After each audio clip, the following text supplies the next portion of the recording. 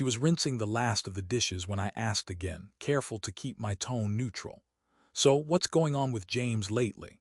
The water hit the porcelain with a steady rhythm. She didn't flinch, didn't look up, just kept scrubbing like I was part of the background noise, another faucet, another appliance, easily ignored. Her voice came back flat and rehearsed. "You're paranoid. He's just a friend. I wish you'd stop making everything so dramatic." I nodded slowly. Let the silence settle. She dried her hands with the dish towel, methodical, as if nothing could possibly be wrong in her world. I watched her movements, efficient, unbothered, too smooth. That was always her strength. She never gave anything away in the moment, never got flustered. It made you feel like the one unraveling. She turned toward the hallway. "I'm gonna shower." I stood at the kitchen island, hands resting on the granite, pretending not to watch her leave. The hallway light caught the edge of her face as she passed. The same profile I used to trace with my eyes every morning in bed, now more distant than it had ever felt. The bathroom door clicked shut. A second later, the water came on. Then I saw it, her phone, left on the counter beside the fruit bowl, face up. The screen lit, still unlocked. I stared at it like it had spoken out loud. She never left it unattended, not unlocked, not in plain sight. That was her one tell, her only real one. She kept it close like a wallet full of secrets. Even if she went to the other room, it was always face down or in her pocket. But tonight, she'd left it behind, wide open, as if to say, "See, nothing to hide," and then it buzzed. I didn't reach for it, not immediately. My fingers curled against the edge of the counter. It buzzed again. James, not James from payroll, not James from the Christmas party. James, the one she messaged late at night, the one who just understood her when work got overwhelming. The preview of the message was short. No emojis, no names, just one line glowing on the screen: "James, wish you were here tonight instead." My throat tightened. That sick, hollow pressure that comes just before something breaks inside you. I hadn't even touched the phone yet and I already knew. It wasn't panic, not surprise. It was relief in the cruelest possible form. Because now it wasn't in my head. It was on the screen. I tapped it once. The thread opened. I shouldn't have looked further, I knew that, but this wasn't curiosity, it was triage. I was assessing the damage, seeing how deep the damage ran. Her "I wish I could teleport. James, I'd never let you go home." Her "Stop, you'll make me stay late again tomorrow." James, that's the idea. Each message landed with quiet precision. Not explicit, not crude, but layered with private shorthand, callbacks, unspoken understandings. Familiarity that didn't come from a few after-hours emails. They weren't confessions. They were confirmations. I scrolled just enough to see the pattern, late-night check-ins, all comfort and warmth, her venting.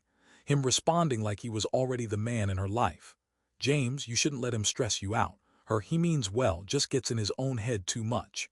"James, you deserve peace, not paranoia." My jaw locked. I pulled out my phone, opened the camera, and started taking screenshots. Quietly, thoroughly, every damning message, every timestamp.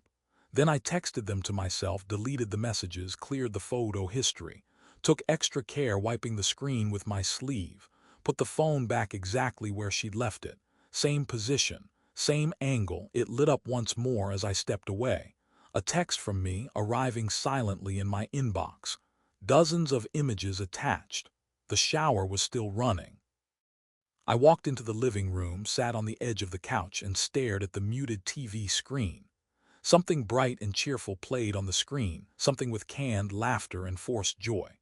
It was surreal, the contrast between what I just read and the fake world glowing in front of me. For a moment I let the sound of water mask the roar inside my chest. No plans yet. No confrontation. Just this one truth, finally undeniable. I wasn't paranoid. I was simply early. I didn't sleep that night. I lay next to her, barely breathing, eyes on the ceiling. The distance between our bodies might as well have been miles. She shifted once, pressed her back slightly into me like she always did, seeking the kind of closeness we'd built years ago. I didn't move. My body went rigid like I'd been cast in concrete. She sighed in her sleep content. I memorized that sound. Not because I wanted to preserve it, but because I wanted to remember what she sounded like when she believed everything was under control. The morning came too fast. She got up before me, same routine, shower, coffee. a half-second glance into the mirror before tying her hair back. The woman I saw at breakfast was the same one I'd married visibly, but something else had moved in behind her eyes, something practiced, compartmentalized. I asked if she wanted eggs. She smiled, told me no. Said James was bringing in breakfast tacos for the team. I nodded like it didn't taste like ash in my mouth. Later, after she left for work, I pulled out my phone and opened the screenshots. I went through them slower this time, absorbing the nuance I'd missed the first time. There was a pattern. James messaged her every night around 10, not flirty in the traditional sense, just close, too close. Little things, teasing her about her typos, asking how her meetings went, telling her he couldn't sleep. Saying she calmed him. It wasn't physical, not explicitly, but it didn't need to be. She gave him her mind. And that's the part people don't understand. Emotional betrayals don't always begin with touch. They begin with access, the quiet permission to offer comfort that no longer belongs to you, with conversations you don't get to hear and inside jokes that don't include you. In one thread, she sent him a meme, "This reminded me of you." He responded with a heart emoji. Then, "James, you always know how to make me feel seen." She hadn't said that to me in over a year. The next day, I sat at my desk while she was out, quietly syncing our shared iCloud account. I remembered once months ago she'd logged in on my laptop to check something. Her password hadn't changed. Messages, photos, notes, backups. I downloaded everything. Then I started going through the financials.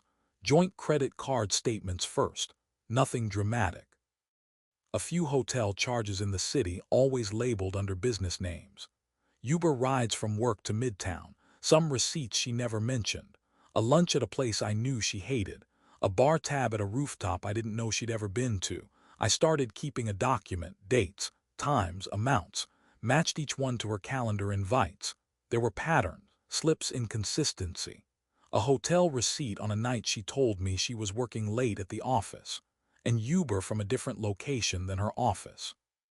Small inconsistencies, not enough for a courtroom, but plenty for me. This wasn't about rage, not yet. It was about building a foundation, laying brick after brick until I had a wall she couldn't talk her way through. She texted me later that afternoon. "Hope your day's going okay." "Miss your face." I stared at the screen. Read it again. "Miss your face." I wondered if she'd sent the same words to him the night before. Or if I was getting the scraps, leftover affection recycled to keep things quiet. I replied, "You too. Can't wait for the weekend," because that's what you do when you're not paranoid anymore. You don't yell, you don't accuse. You nod and smile and pretend the knife isn't already in your hand. I didn't know when I'd use it yet, but I knew I would.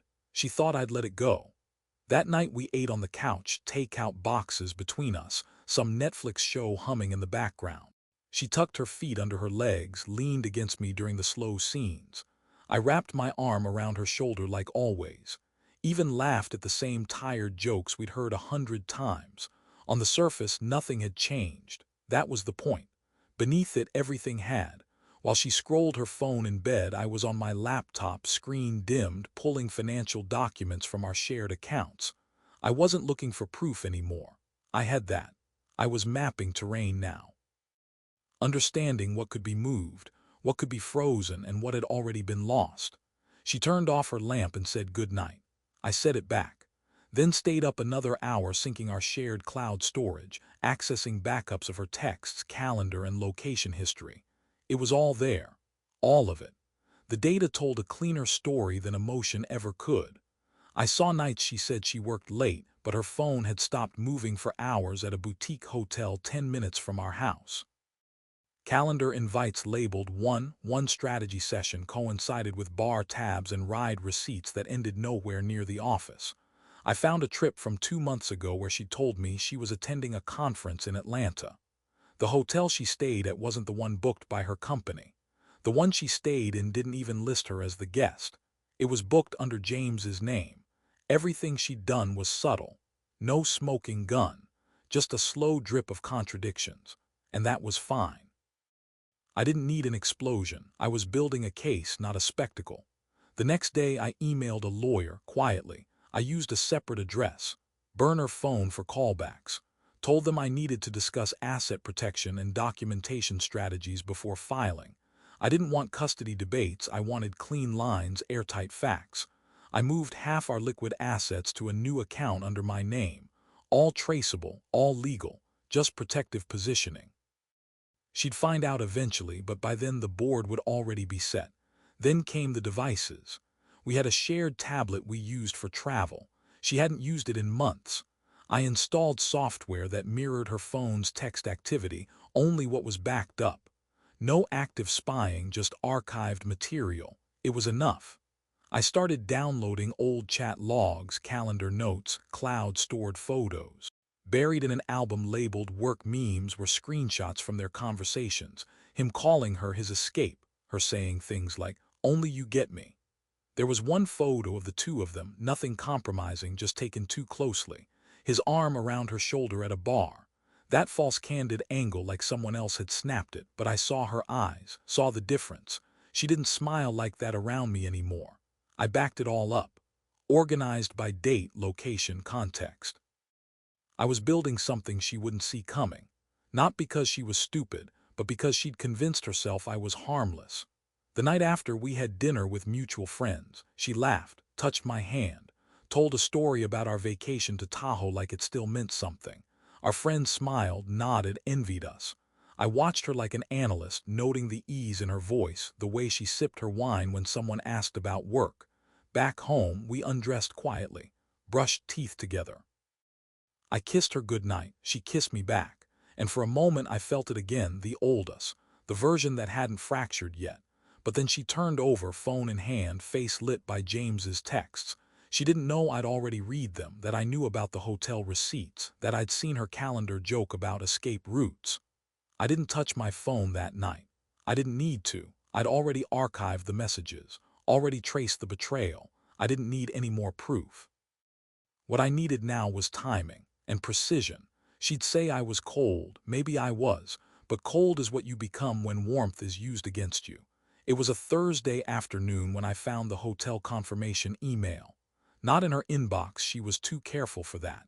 It was buried in her cloud storage, archived automatically from a calendar invite she hadn't deleted. The subject line was plain, off-site strategy planning. The location, though, wasn't in the city. It was a boutique hotel 40 minutes out, one known more for its wine bar and spa packages than its conference rooms. The reservation had two names on it, hers and James's. That was the moment it changed from personal to tactical. She'd lied, yes, but not just to me, to her company, to his. This was no office flirtation. This was policy violating, career risking. And if she was willing to gamble both our lives for him, then I had to be willing to put it all on the table too. I combed deeper, expense reports she'd copied into shared folders, dinner charges filed under team morale, Lyft rides from nowhere near their office. Twice I found two receipts for the same time, hers from a work dinner, his from the same restaurant, same amount. They thought they were subtle, but they weren't careful, just confident. The worst part, they laughed about it. In a group chat archived in her files, a private one with two other women from work, I found a thread where she joked about balancing two lives like a Netflix character. Someone replied with a meme, a woman juggling plates midair. She responded, "He suspects, but he's too soft to do anything. I just keep smiling and pretending I'm overworked." I reread it 3 times. Too soft to do anything. There it was. The story she told herself about me, that I was safe, predictable, containable. That I wouldn't fight. And maybe a year ago that would have been true, but not now. I went back through the message archives, looked at her and James's texts through a new lens, one not just of infidelity but of calculation. They spoke in innuendo, sure, but it was the consistency that condemned them. Daily communication, shared meals, overnight trips disguised as projects. It wasn't passion, it was routine. James was her manager.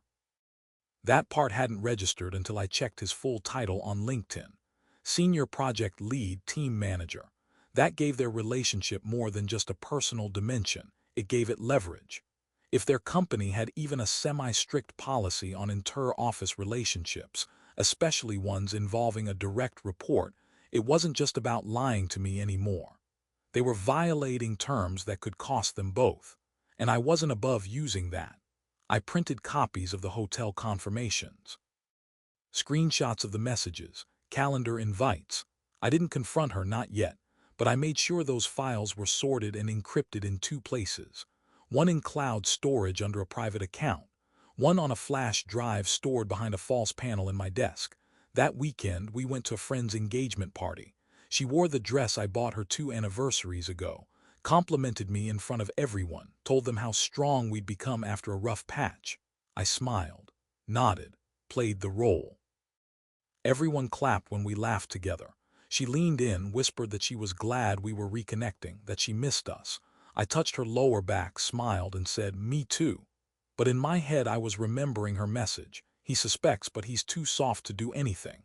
That version of me was dead. She just hadn't met the new one yet. After the party, I didn't sleep. Not because I was tormented, but because the game had shifted. I wasn't reacting anymore. I was executing. The next morning, I called the attorney again.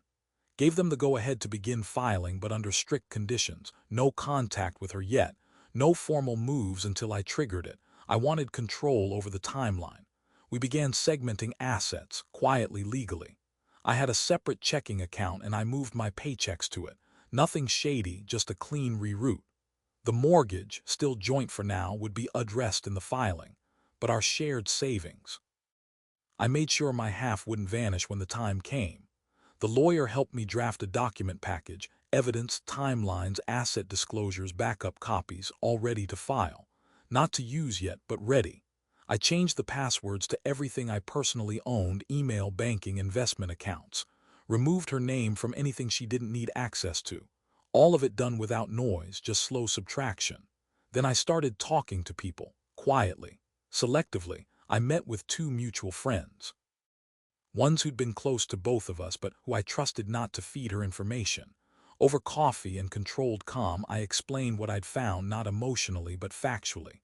Showed them only what I needed to. No rage, no drama. Their reaction said everything. One leaned back, stunned, then said, "I had no idea. She always made it sound like you were the one struggling." The other just muttered, "Wow, she lied to us too." It wasn't about rallying troops. It was about isolation, hers. Quietly, deliberately, her support network was shifting. Neutral ground wouldn't save her when the truth surfaced. I also contacted our financial advisor separately. Didn't say much. Just requested that all portfolio updates come directly to me for the next 60 days. No shared correspondence. She didn't notice. Or maybe she did but thought nothing of it. That week she planned a dinner. Said she wanted to do something just us. I said it sounded great. She wore the blue blouse I liked, the one she usually saved for work events. We sat across from each other at a quiet restaurant. Candlelight flickered. She smiled often, reached for my hand over the table. I played the part, said little, nodded when she spoke. Watched how her eyes danced around certain topics, especially work, especially James. She didn't bring him up once, which was telling. That avoidance meant she knew it was dangerous territory. She thought we were repairing, reconnecting. In truth, we were walking toward the cliff. She leaned in during dessert, fingers brushing mine. "I'm glad we're in a good place again," she said softly. I nodded. "So am I," and I was, but not the way she meant. Back home, while she changed into pajamas and washed her face, I sat at my desk. Reviewed the final documents one last time, confirmed dates, proofed names, checked metadata. Everything was ready. I had the evidence. I had legal leverage. I had the allies. I had the financial firewall. All I needed now was the moment. Not a scene, not a screaming match. Just one clean cut that left no room for revision, no space for denial. She thought I'd been silenced by doubt, but what she didn't understand was that silence is often the sound of something being built, and I was almost finished. She picked the restaurant herself, said she wanted something upscale but cozy, which I recognized as code for controlled and familiar. A place with mood lighting and gentle music where every conversation would be kept in check by social decorum and $30 entrees. She dressed thoughtfully, hair curled, new earrings, careful lipstick. I'd seen this version of her before, composed, polished, broadcasting stability. When I arrived at the table, she smiled like we were new again. The waiter brought wine. She made a toast. "To us," she said and raised her glass. I clinked it. Didn't drink. She did most of the talking through the appetizers, work, weekend plans, someone at her office getting promoted. Not James, she never said his name. She told me she was proud of us. That relationships go through storms, but we were finding our way back. I nodded at the right times, gave her small smiles, let her fill the space with optimism. When the plates were cleared, I reached into my coat and placed a folder on the table. She blinked at it. "What's that?" I opened it slowly, like presenting a menu. Inside, a printed transcript of her texts with James. Not the whole archive, just enough. The wish I could teleport message, the hotel reservations, the group chat screenshot. Her face didn't crumble, it hardened. "I'm not paranoid," I said quietly. "I'm prepared." She didn't speak. Not right away. Her hand moved toward the folder, then pulled back. I pulled her phone from my pocket, unlocked, resting screen down. I slid it across the table to her. "Your turn to scroll." She opened her mouth, but no words came, just that small, dry sound people make when they don't know which lie to start with. She started, then stopped. I waited. "You went through my stuff," she said finally, accusation wrapped in injured pride. "I did," I replied, calm, factual. She looked around, like realizing where we were for the first time. I continued, voice steady. "You didn't just lie to me. You violated company policy. James is your manager. You know exactly what that means." Her throat tight. That was the first crack. The realization that this wasn't just emotional anymore. It was professional, tangible, larger than the two of us. I stood, buttoned my coat. "This isn't where we fight," I said. "This is where it ends." She reached out, touched the edge of the folder like it might vanish if she didn't anchor it. I looked down at her. "You thought I was too soft, that I wouldn't do anything." Her eyes lifted, wide now. "But soft isn't the same as stupid." I turned and walked out. Didn't rush, didn't look back. Everything that mattered had already moved ahead of me. The filings, the asset protections, the fallout set in motion. She had nothing left to argue with, because every word that might have once swayed me was printed in black and white, staring up from that table. Proof had replaced love, and silence had become my loudest answer. She called. Not that night, but the next morning. Then again the next afternoon. Voicemails full of measured desperation, calculated calm with a quiver beneath it. "I think we should talk. I just want to explain, if you'll let me. You're blowing this out of proportion." By the third one, her voice cracked for real, but I didn't return the calls, not because I hated her, because I didn't need anything she could say. I already had the truth, and I had the leverage. The lawyer filed 2 days after the confrontation. The documents were airtight. The evidence included, not all of it, just enough. We requested a favorable division of assets based on breach of trust and a documented professional conflict of interest. James resigned the same week. I hadn't said a word to his company, but someone else had. A third party. One of those trusted friends I had coffee with. Her firm opened an internal review. They didn't fire her, but she was quietly removed from 2 projects and reassigned. She didn't get fired because she didn't have to. Her reputation collapsed before HR had to do anything formal. The group chats dried up. Our mutual friends stopped responding to her texts. She reached out to one of them, asking if they were angry. She got a polite response. "I just didn't expect this from you. I need some time." Time became silence. She moved out of our place within the month. Took only the things we agreed on. I didn't argue over furniture or dishes. I just kept the paperwork tight, clean, permanent.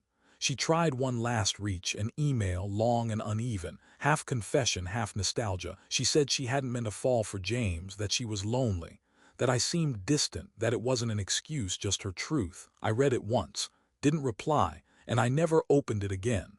What surprised me most was how quiet the house became, not empty, quiet. As if the noise she brought with her had been fog, and once it cleared, I could hear my own breathing again. I moved to a new place. Smaller, cleaner, nothing grand, just something that felt like mine. I unpacked slowly, threw away old things deliberately, erased photos but kept one folder, one screenshot. "You're paranoid." That sentence had become my beginning, my pivot point. The thing that used to haunt me now reminded me that trusting my gut wasn't weakness, it was instinct. I didn't rush to fill the space she left. Didn't go searching for someone new. Healing wasn't a campaign, it was a slow, stubborn reconstruction. The hardest part, the memories that didn't fade easily. Little routines, the sound of her brushing her teeth in the next room, how she laughed at dumb reality shows, the way she curled into sleep as if it meant peace. But none of those things were real, not anymore. They were relics of a version of her that no longer existed, or maybe never had. Months passed. I went back to therapy, picked up an old hobby, woodworking, not because I wanted distraction, but because I needed to build something with my hands that wouldn't lie back to me. I saw her once unexpectedly across the street downtown. She didn't see me. She looked tired, lighter somehow, but not freer. Like someone trying to outrun the echo of a collapse she orchestrated but still couldn't understand. I didn't wave, didn't hide, just watched her pass. I still carry the scar she left. It doesn't fade quickly. It shouldn't. But I also carry the silence I earned. And in that silence I found something better than justice. I found myself again.